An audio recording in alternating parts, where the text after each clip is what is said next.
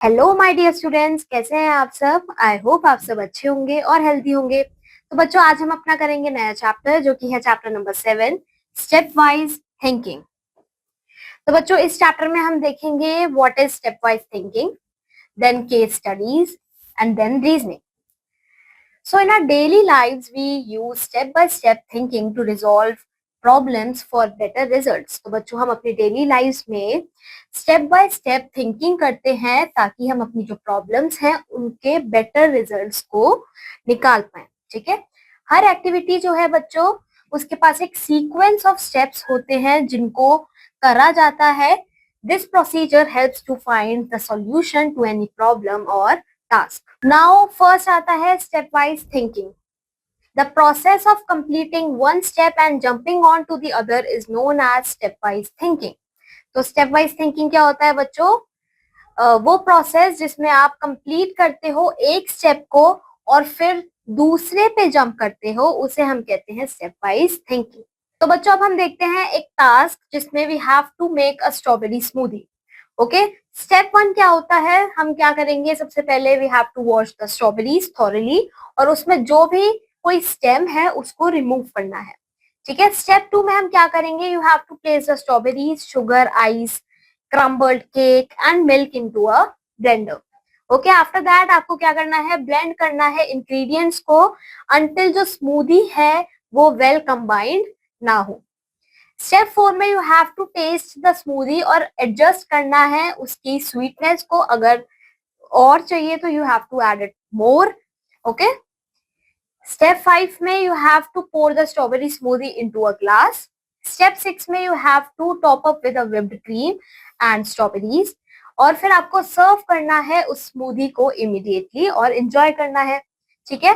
तो इस तरीके से बच्चों हम एक डिलीशियस स्ट्रॉबेरी स्मूदी को बनाते हैं by following the above steps. If you do not follow these steps in a sequence, अगर हम इन सीक्वेंस में इन स्टेप्स को फॉलो ना करें तो हम जो रिक्वायर्ड टास्क है उसको नहीं कर पाएंगे। ठीक है। For example, if we replace step 6 with step 3, it will not work properly. Okay. It demonstrates that a procedure must be followed to solve any problem or complete any task. तो ये बताता है कि एक प्रोसीजर की जरूरत होती है एक टास्क को परफॉर्म करने के लिए। ठीक है। इस चैप्टर में हम देखेंगे बच्चों कुछ इंटरेस्टिंग और practical solution to our everyday problem. So with the purpose of a goal in mind, step-by-step instruction exists in converting complicated tasks into simple steps. तो बच्चों, अगर हम कोई भी complicated task करना चाह रहे हो and we want to do in a proper manner, हम उसे छोटे छोटे स्टेप्स में डिवाइड करते हैं। ठीक है। ये टास्क को अलाउ करता है कि वो इजीली कंप्लीट हो सके एंड एफिशिएंटली हो सके। ठीक है। For example, organising a school bag according to the schedule, okay, planning a birthday party, vacation and other activities. हर एक्टिविटी जो है बच्चों वो एक फॉलोइंग सेट ऑफ स्टेप्स के थ्रू की जाती है। ठीक है, ताकि जो डिजायर्ड गोल है वो हम अचीव कर सकें। ये स्टेप बाय स्टेप इंस्ट्रक्शन जो होते हैं इनको हम प्रोग्रामिंग कहते हैं। ठीक है। नाउ हम इन स्टेप्स को फॉलो करके बच्चों हम इन स्टेप्स को फॉलो करके एक स्टेप वाइज थिंकिंग को अप्लाई कर सकते हैं। सबसे पहले आता है एनालाइज द टास्क। टास्क को एनालाइज करना, फिर उस टास्क को बच्चों छोटे छोटे सिंपल स्टेप्स में ब्रेक करना। After that you have to predict the possible solution. Okay. Now ये आपको खुद से करना है बच्चों। अब आता है केस स्टडीज। केस स्टडीज वो होते हैं बच्चों, वो टास्क होते हैं जो कि किस पे बेस होते हैं, रियल लाइफ सिचुएशंस पे बेस होते हैं। ठीक है। In this we have to analyse the situation. हमें उस सिचुएशन को एनालाइज करना होता है और सॉल्व करना होता है with the help of step wise thinking. Step wise thinking बच्चों ये जो हमने अभी पढ़ी। Okay. Suppose we have to throw a party at home to our friends and relatives. How will we organize everything for the party? Okay. Now for organizing a party, we have to follow these steps. Okay. Let's see. First is, सबसे पहले हमें plan करना है और सोचना है कि कैसे हम वो पार्टी करेंगे। नेक्स्ट है हमें इनविटेशन क्रिएट करने हैं, इनविटेशन कार्ड्स, और गेस्ट की लिस्ट प्रिपेयर करनी है कि कौन कौन हम किस किस को हम इनवाइट करना चाहते हैं। स्टेप 3 में हमें प्रिंट करने हैं बच्चों उन इनविटेशन कार्ड्स को। देन स्टेप 4 में हमें हैंड आउट करने हैं उन कार्ड्स को गेस्ट को, ठीक है। फिर हमें प्लान करना है बच्चों पार्टी के लिए, ठीक है। फिर हमें प्रिपेयर करना है फॉर द पार्टी। फिर हमें विजिटर्स को ग्रीट करना है। फिर हमें इन जो गेस्ट है उनको इन्वॉल्व करना है गेम जोन में। आफ्टर दैट हम केक कटिंग सेरेमनी करेंगे।